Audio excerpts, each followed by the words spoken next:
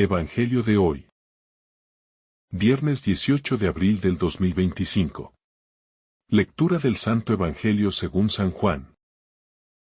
Capítulo 18, versículo 1 al 19 y el 42. En aquel tiempo, Jesús salió con sus discípulos al otro lado del torrente Cedrón, donde había un huerto, y entró allí con sus discípulos. Judas, el traidor, conocía también el sitio, porque Jesús se reunía a menudo allí con sus discípulos. Judas entonces, tomando una cohorte y unos guardias de los sumos sacerdotes y de los fariseos, entró allá con linternas, antorchas y armas. Jesús, sabiendo todo lo que venía sobre él, se adelantó y les dijo: ¿A quién buscan? Le contestaron: a Jesús el Nazareno. Les dijo Jesús: Yo soy. Estaba también con ellos Judas, el que lo entregaba. Al decirles: Yo soy, retrocedieron y cayeron en tierra. Les preguntó otra vez: ¿A quién buscan? Ellos dijeron: a Jesús el Nazareno. Jesús contestó: les he dicho que soy yo. Si me buscan a mí, dejen ir a estos. Así se cumplió lo que había dicho: no he perdido a ninguno de los que me diste. Entonces Simón Pedro, que llevaba una espada, la sacó. Hirió al siervo del sumo sacerdote y le cortó la oreja derecha. El siervo se llamaba Malco. Dijo entonces Jesús a Pedro: mete la espada en la vaina. ¿No voy a beber el cáliz que me ha dado el Padre? Entonces la corte, el tribuno y los guardias de los judíos prendieron a Jesús. Lo ataron y lo llevaron primero a Anás, porque era suegro de Caifás, sumo sacerdote aquel año. Caifás era el que había dado a los judíos este consejo: conviene que muera un solo hombre por el pueblo. Simón Pedro y otro discípulo seguían a Jesús. Este discípulo era conocido del sumo sacerdote, y entró con Jesús en el patio del sumo sacerdote, mientras Pedro se quedó fuera a la puerta. Salió el otro discípulo, el conocido del sumo sacerdote. Habló con la portera e hizo entrar a Pedro. La criada portera dijo entonces a Pedro: ¿no eres tú también de los discípulos de ese hombre? Él dijo: no lo soy. Los siervos y los guardias habían encendido un brasero porque hacía frío, y se calentaban. También Pedro estaba con ellos de pie calentándose. El sumo sacerdote interrogó a Jesús sobre sus discípulos y su doctrina. Jesús le respondió: yo he hablado abiertamente al mundo. Yo he enseñado continuamente en la sinagoga y en el templo, donde se reúnen todos los judíos. Y no he dicho nada a escondidas. ¿Por qué me interrogas a mí? Interroga a los que me han oído. ¿Qué les he hablado? Ellos saben lo que he dicho. Apenas dijo esto, uno de los guardias que estaba allí dio una bofetada a Jesús diciendo: ¿así respondes al sumo sacerdote? Jesús le respondió: si he hablado mal, muestra en que he hablado mal. Pero si he hablado bien, ¿por qué me pegas? Entonces Anás lo envió atado a Caifás, el sumo sacerdote. Simón Pedro estaba de pie calentándose. Y le dijeron: ¿no eres tú también de sus discípulos? Él lo negó diciendo: no lo soy. Uno de los siervos del sumo sacerdote, pariente de aquel a quien Pedro le había cortado la oreja, dijo: ¿no te vi yo en el huerto con él? Pedro volvió a negar. Y enseguida cantó el gallo. Llevaron a Jesús de casa de Caifás al pretorio. Era de madrugada. Y ellos no entraron en el pretorio para no incurrir en impureza y poder así comer la Pascua. Salió entonces Pilato a donde estaban ellos y dijo, ¿qué acusación traen contra este hombre? Le contestaron, si este no fuera un malhechor, no te lo entregaríamos. Pilato les dijo, tómenlo ustedes y júzguenlo según su ley. Los judíos le dijeron, a nosotros no nos está permitido dar muerte a nadie. Así se cumplía lo que había dicho Jesús indicando de qué muerte iba a morir. Entonces Pilato entró de nuevo en el pretorio. Llamó a Jesús y le dijo, ¿eres tú el rey de los judíos? Jesús le respondió, ¿dices eso por ti mismo o te lo han dicho otros de mí? Pilato respondió, ¿acaso soy yo judío? Tu gente y los sumos sacerdotes te han entregado a mí. ¿Qué has hecho? Respondió Jesús, mi reino no es de este mundo. Si mi reino fuera de este mundo, mis servidores habrían luchado para que no cayera yo en manos de los judíos. Pero mi reino no es de aquí. Le dijo entonces Pilato, ¿luego tú eres rey? Respondió Jesús, tú lo dices. Soy rey. Yo para esto he nacido y para esto he venido al mundo. Para dar testimonio de la verdad. Todo el que es de la verdad escucha mi voz. Le dijo Pilato, ¿y qué es la verdad? Dicho esto, salió otra vez donde los judíos y les dijo, yo no encuentro en él ningún delito. Pero entre ustedes hay la costumbre de que por Pascua suelte a uno. ¿Quieren que le suelte al rey de los judíos? Entonces gritaron de nuevo diciendo, a ese no. Suelta a Barrabás. Barrabás era un bandido. Entonces Pilato tomó a Jesús y lo mandó azotar. Y los soldados trenzaron una corona de espinas. Se la pusieron en la cabeza. Y lo vistieron con un manto de púrpura. Y acercándose a él, le decían, salve, Rey de los judíos. Y le daban bofetadas. Pilato salió otra vez afuera y les dijo, miren. Lo saco fuera para que sepan que no encuentro en él ningún delito. Salió entonces Jesús afuera, llevando la corona de espinas y el manto de púrpura. Pilato les dijo, he aquí al hombre. Cuando lo vieron los sumos sacerdotes y los guardias, gritaron, crucifícalo. Crucifícalo. Pilato les dijo, tómenlo ustedes y crucifíquenlo. Porque yo no encuentro delito en él. Los judíos le contestaron, nosotros tenemos una ley. Y según esa ley debe morir. Porque se ha hecho hijo de Dios. Cuando Pilato oyó estas palabras, se asustó aún más. Y entrando de nuevo en el pretorio, dijo a Jesús, ¿de dónde eres tú?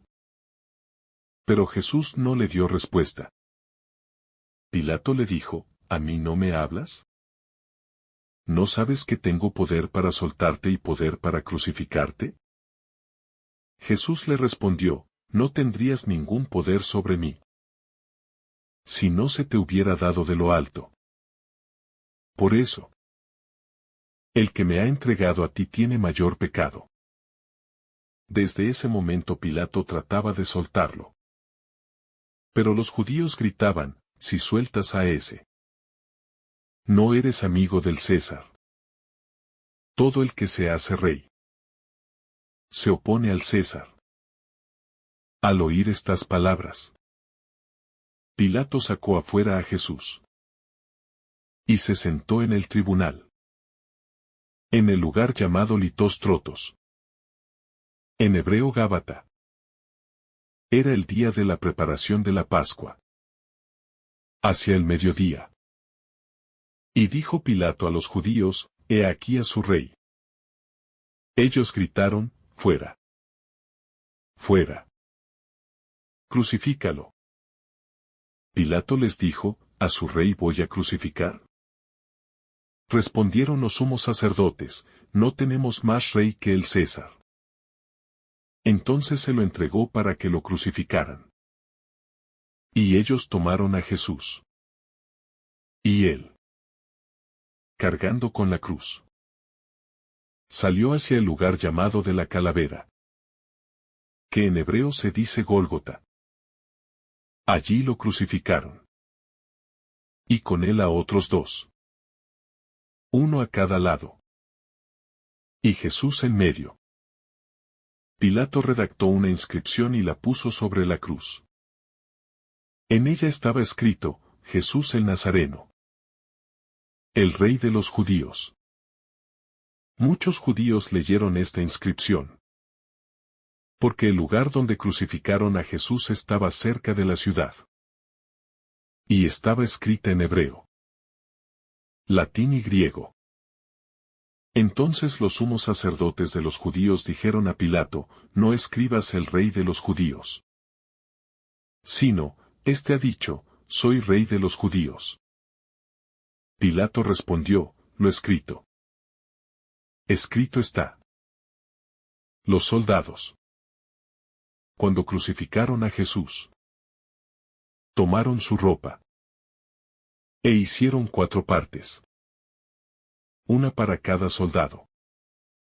Y tomaron también la túnica. La túnica no tenía costura. Estaba tejida de una pieza de arriba abajo.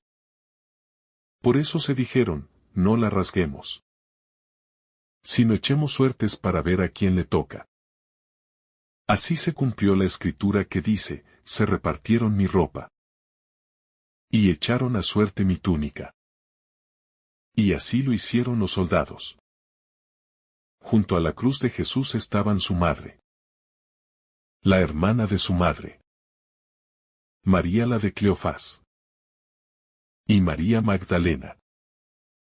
Jesús, viendo a su madre, y junto a ella al discípulo que tanto amaba, dijo a su madre, «Mujer, ahí tienes a tu hijo».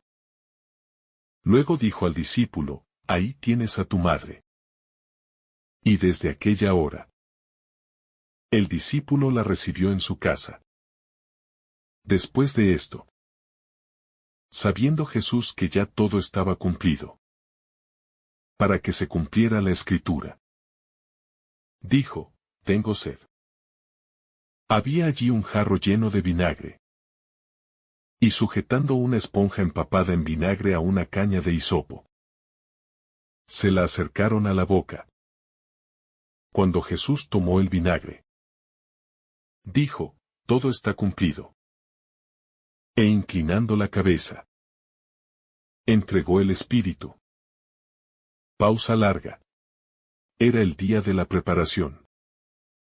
Y para que no quedaran los cuerpos en la cruz durante el sábado, porque aquel sábado era un día grande, los judíos pidieron a Pilato que les quebraran las piernas y los quitaran. Fueron los soldados. Quebraron las piernas al primero, y luego al otro crucificado con él. Pero al llegar a Jesús, al ver que ya estaba muerto, no le quebraron las piernas, sino que uno de los soldados le atravesó el costado con una lanza. Y al instante salió sangre y agua. El que lo vio da testimonio. Y su testimonio es verdadero. Y él sabe que dice la verdad, para que ustedes también crean. Esto sucedió para que se cumpliera la escritura, no le quebrarán un hueso. Y también otra escritura dice, mirarán al que traspasaron. Después de esto, José de Arimatea, que era discípulo de Jesús, aunque oculto por miedo a los judíos, Pidió a Pilato que le dejara llevarse el cuerpo de Jesús. Y Pilato lo autorizó. Él fue entonces y se llevó el cuerpo. Llegó también Nicodemo, el que había ido a verlo de noche. Y trajo unas 100 libras de una mistura de mirra y aloe. Tomaron el cuerpo de Jesús y lo envolvieron en lienzos con los aromas, según se acostumbra enterrar entre los judíos. Había un huerto en el lugar donde lo crucificaron. Y en el huerto, un sepulcro nuevo, en el que nadie había sido enterrado todavía. Y como para los judíos era el día de la preparación, y el sepulcro estaba cerca, pusieron allí a Jesús, en el huerto de los olivos, donde Jesús acostumbra reunirse con sus discípulos. Comienza el gran descenso del Verbo encarnado hacia el abismo del sufrimiento humano. No solo físico, sino espiritual y existencial. Un huerto, símbolo del origen de la humanidad caída, es ahora el escenario del comienzo de la redención. Allí, donde en el Edén Adán escondió su rostro por miedo y vergüenza, el nuevo Adán entrega su rostro sereno a la oscuridad de la traición. El contraste es abismal. Y también profundamente significativo. Porque donde la humanidad se perdió, comienza a ser reencontrada. No por su mérito, sino por el amor obediente del Hijo. Cuando Judas llega con la cohorte de soldados y servidores, la escena se tiñe de oscuridad no solo por la noche exterior, sino por la noche interior del corazón humano que se atreve a alzar la mano contra el Hijo de Dios. Jesús, lejos de huir, se adelanta, preguntando con majestad, ¿a quién buscan? Y cuando responde, yo soy, todos retroceden y caen al suelo. Ese yo soy no es una simple afirmación de identidad. Es la proclamación divina del nombre de Dios revelado a Moisés en la zarza ardiente. El poder de su palabra. Incluso en medio de su entrega voluntaria, manifiesta la gloria escondida de aquel que es el camino, la verdad y la vida. Pedro, impetuoso y leal en su amor apasionado, desenfunda su espada y hiere a Malco. Un gesto humano que busca defender lo indefendible por medios humanos. Jesús lo detiene, manifestando otra vez que su reino no es de este mundo, que la violencia no redime, que la cruz no será vencida por la espada, sino abrazada con amor hasta el extremo. Llevado ante Anás, Jesús inicia una cadena de interrogatorios que no buscan la verdad, sino una excusa para condenarlo. Allí, mientras el maestro es interrogado injustamente, Pedro está afuera, negándolo por miedo. Las tres negaciones son un espejo de nuestras cobardías, nuestras traiciones veladas, nuestros silencios cuando deberíamos confesarlo. Jesús, que lo había anunciado, sostiene a Pedro incluso en su caída, porque su mirada, que más tarde cruzará con la del discípulo negador, no es de reproche, sino de redención. Frente a Pilato, Jesús aparece como un rey coronado de silencio y majestad. Pilato, confuso, atrapado entre su conciencia y la presión de los líderes judíos, no logra reconocer la verdad que tiene delante de sus ojos. ¿Qué es la verdad?, dice, sin saber que está interrogando a la verdad encarnada. La ironía es desgarradora. Porque el poder humano es incapaz de abrazar el misterio cuando no está dispuesto a amar con libertad.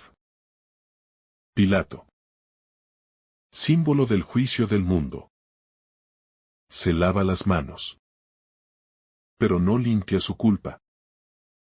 Porque cede a la injusticia y entrega al inocente. La flagelación. La corona de espinas. El manto de burla. Todo está cargado de una ironía brutal. Jesús. Presentado como rey por burla. Es en realidad el rey del universo. Coronado no de oro, sino de espinas. Su trono es la cruz. Su cetro la caña. Su gloria el amor humillado hasta el extremo. El pueblo grita, crucifícalo. Y el eco de ese grito recorre la historia cada vez que preferimos a Barrabás. Cada vez que traicionamos la verdad por comodidad. Cada vez que buscamos culpables para nuestros fracasos. Cuando finalmente lo condenan. Y Jesús carga con la cruz. Comienza el último tramo del camino. Cargando no solo el madero, sino también el peso del pecado del mundo. El Calvario. Símbolo de la condena. Se transforma en altar de redención. Allí.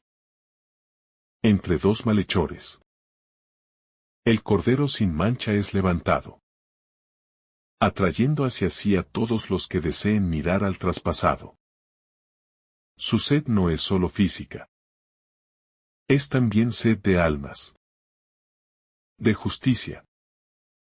De comunión restaurada. Y al decir todo está cumplido. No clama una derrota.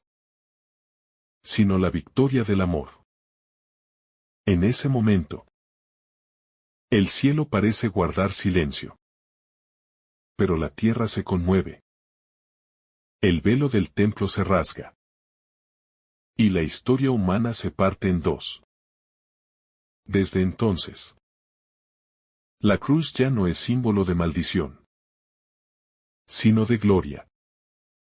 Ya no es el fin. Sino el umbral de una nueva creación. En este sublime relato. Contemplamos el corazón del misterio cristiano. El lugar donde el amor se expresa en su forma más pura. No exigiendo, sino donándose. No defendiendo derechos, sino entregando la vida. Jesús. Al morir en la cruz.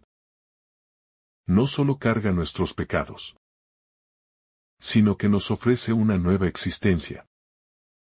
La de hijos reconciliados.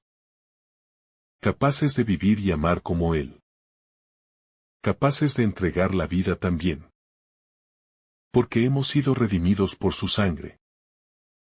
La figura de Pilato, ambigua y quebradiza, se erige en este relato como un reflejo de tantos corazones que, sabiendo lo que es justo, terminan cediendo al clamor del mundo.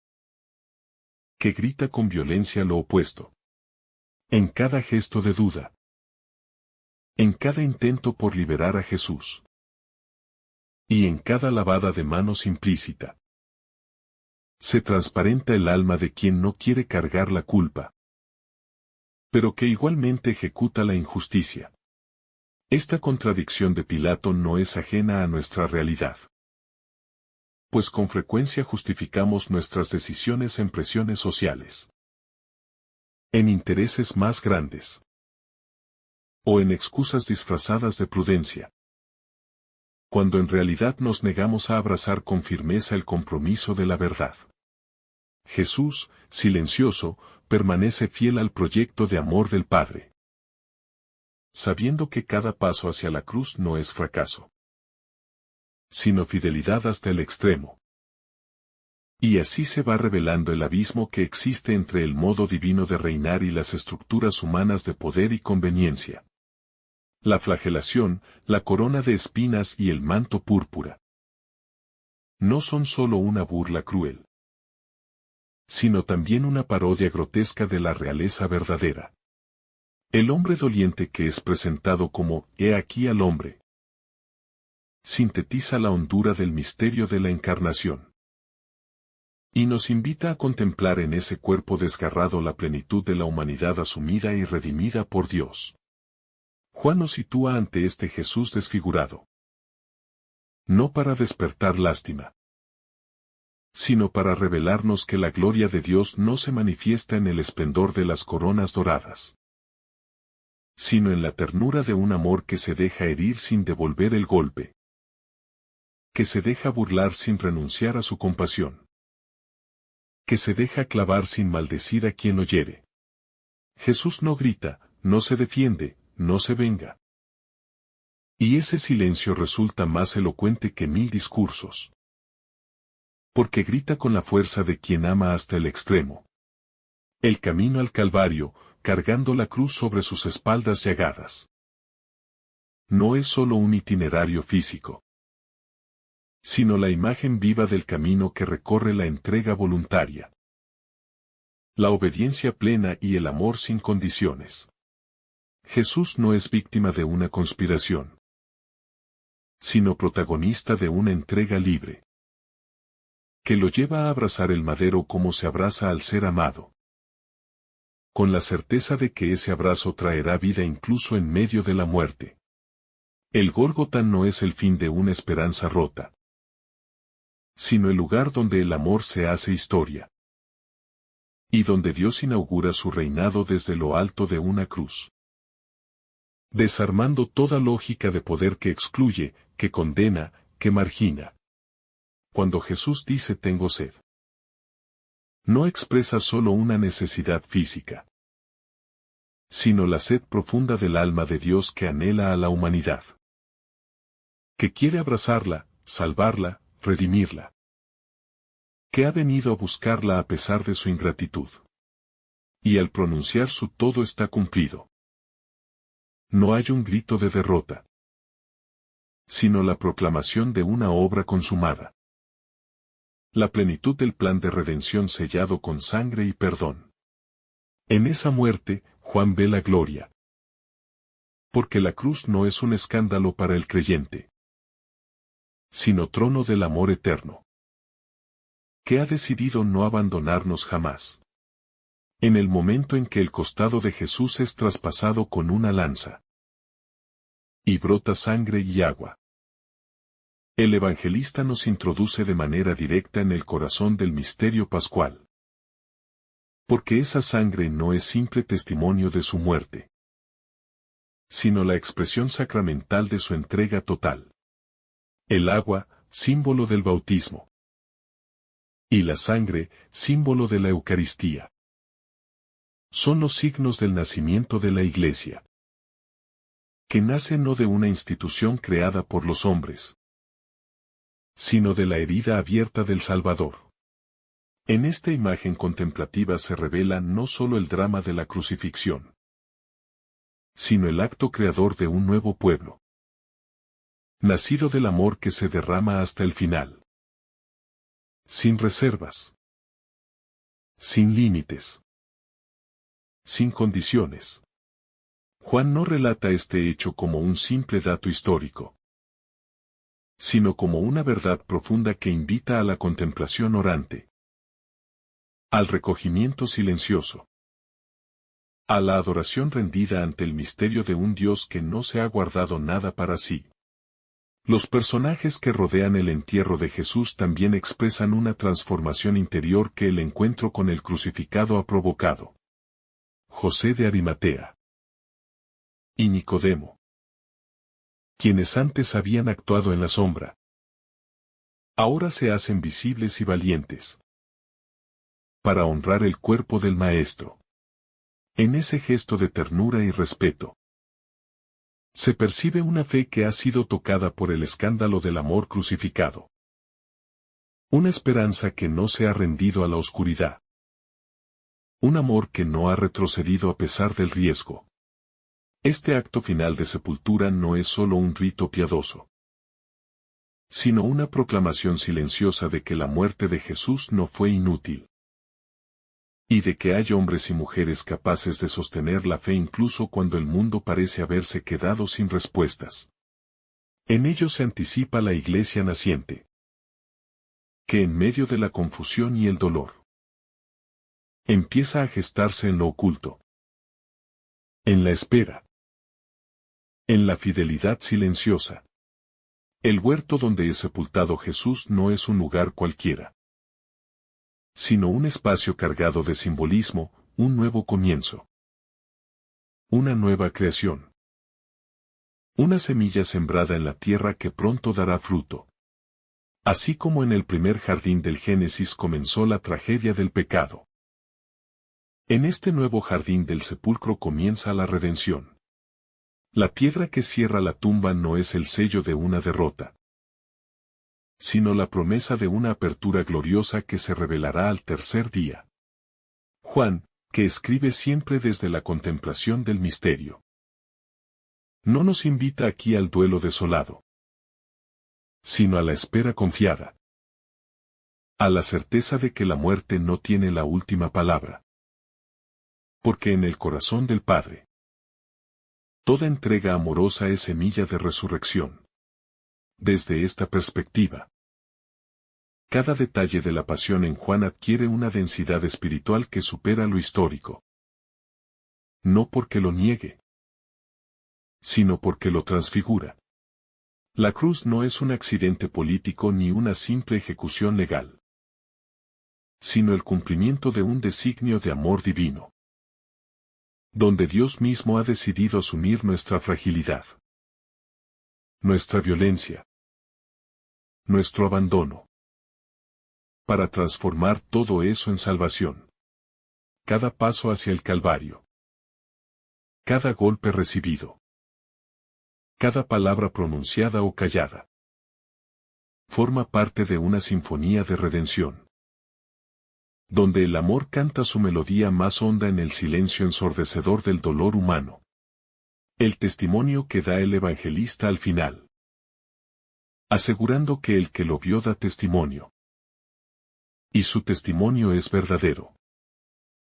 No es una simple firma de autor, sino un llamado a creer, a acoger en la fe lo que ha sido revelado, a no pasar por alto la seriedad de este momento. Juan ha sido testigo, y su palabra quiere abrirnos a un conocimiento más profundo, no racional solamente, sino existencial, vital, que transforme nuestra manera de mirar a Dios y de mirar al prójimo.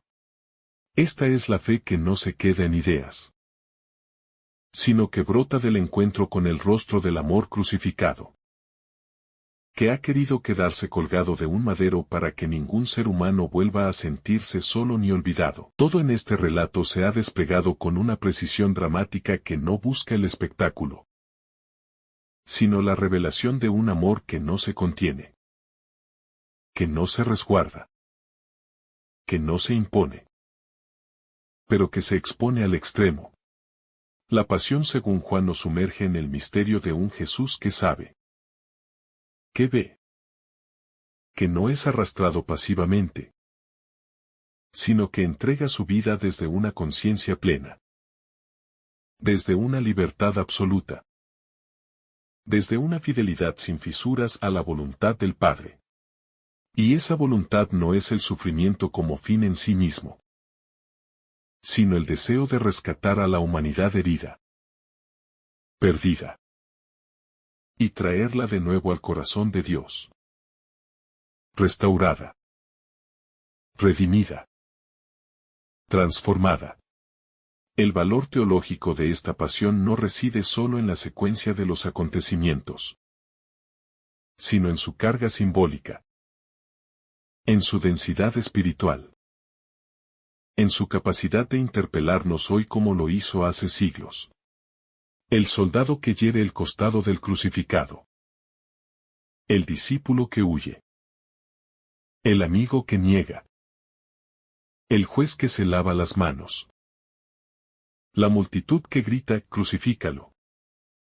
Son también retratos de la humanidad actual, de nuestras propias vacilaciones, de nuestras complicidades con el mal, de nuestros miedos a comprometernos.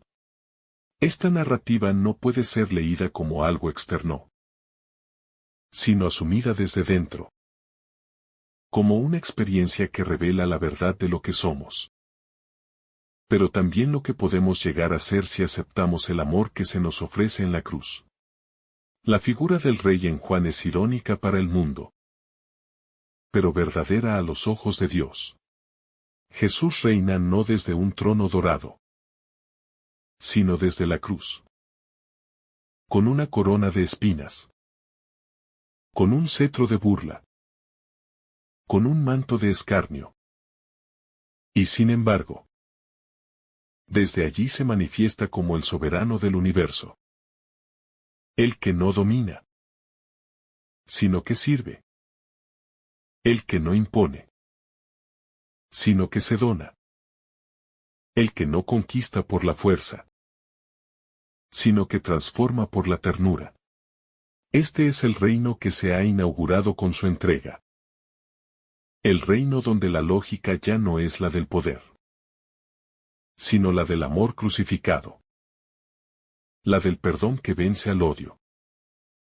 La de la misericordia que abraza incluso a los que lo traspasan. Toda la escena del juicio ante Pilato adquiere un relieve que va más allá de la mera disputa jurídica. Porque allí se revela el choque entre dos formas de entender la verdad. Entre la lógica del mundo y la lógica del reino. Pilato representa al poder que no comprende la profundidad del alma, que se mueve por intereses, por estrategias, por cálculos y por miedo. Jesús, en cambio, permanece sereno, porque su reinado no depende de las armas ni de la fuerza, sino de la fidelidad a la verdad que libera, que ilumina, que no necesita ser defendida con violencia porque tiene su propia fuerza interior. En esa confrontación, cada lector queda situado ante la decisión de a quién dar su fidelidad. Al César o a Cristo. A los valores del sistema o a la cruz redentora. Los gestos de Jesús en la cruz, incluso en su agonía, son todos gestos de amor. No hay en el reproche, ni resentimiento, ni rechazo, sino entrega, compasión, cuidado. A su madre le regala un nuevo hijo, y al discípulo amado, una nueva madre, fundando así una nueva familia basada no en la carne, sino en el Espíritu. Esa familia es la Iglesia, convocada no por méritos ni por sangre, sino por la fe en el crucificado. Y esa comunidad debe tener por vocación cuidar, acompañar, consolar, como el discípulo cuida de María, como María acompaña en silencio y con firmeza.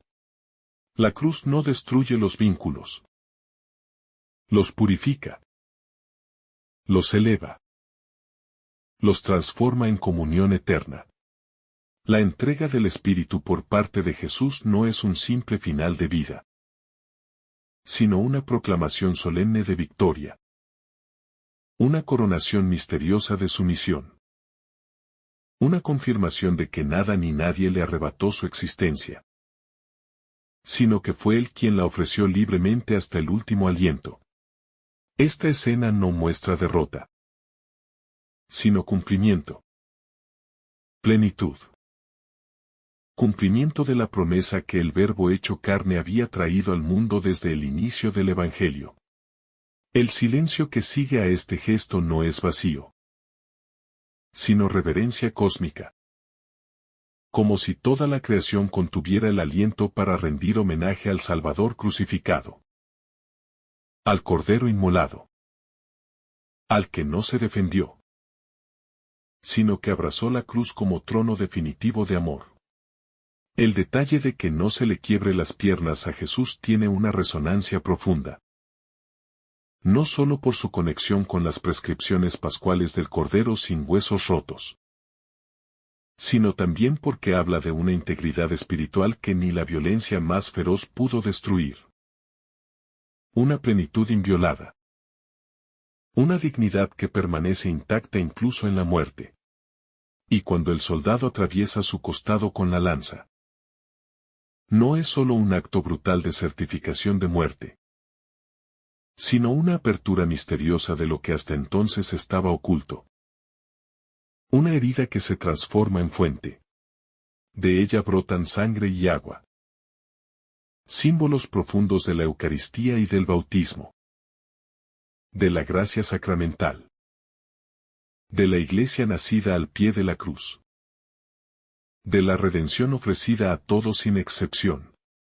La mirada del discípulo que da testimonio de esto no es solo la de un cronista, sino la de un místico que ha comprendido, desde el amor, el significado profundo de lo que presenció. No basta con ver la cruz.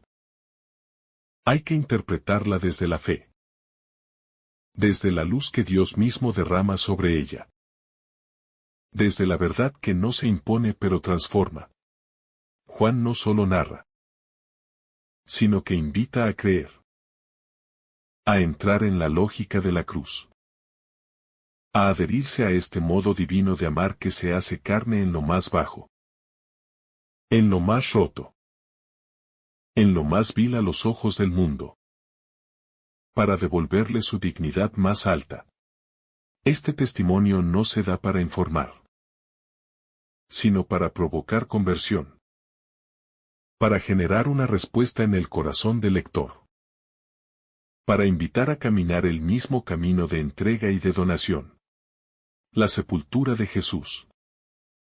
En una tumba nueva. En un jardín. En un lugar donde nadie había sido puesto todavía. No es un detalle menor, sino un eco del Génesis. Da el inicio de todo.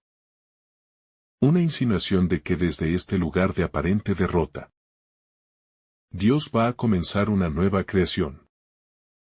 Una restauración de lo perdido. Un nuevo amanecer para la humanidad caída. José de Arimatea y Nicodemo. Ambos discípulos tímidos. Ocultos. Finalmente se exponen. Se acercan al cuerpo muerto de Jesús. Lo cuidan. Lo envuelven con ternura. Y se convierten en los primeros servidores del misterio pascual. En testigos de un amor que no necesita estridencias, pero que se manifiesta en la fidelidad silenciosa, en la piedad respetuosa, en la valentía de acompañar incluso cuando todo parece perdido. El relato de la pasión según San Juan culmina no solo en una tumba cerrada por una piedra, sino en una promesa implícita que late en cada línea, como un susurro de eternidad que no se deja sofocar por la muerte.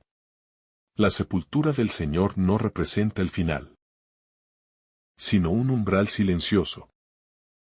Un intervalo sagrado entre el dolor consumado y la gloria que está por irrumpir. Cada gesto reverente con el cuerpo de Jesús. Cada perfume. Cada lino.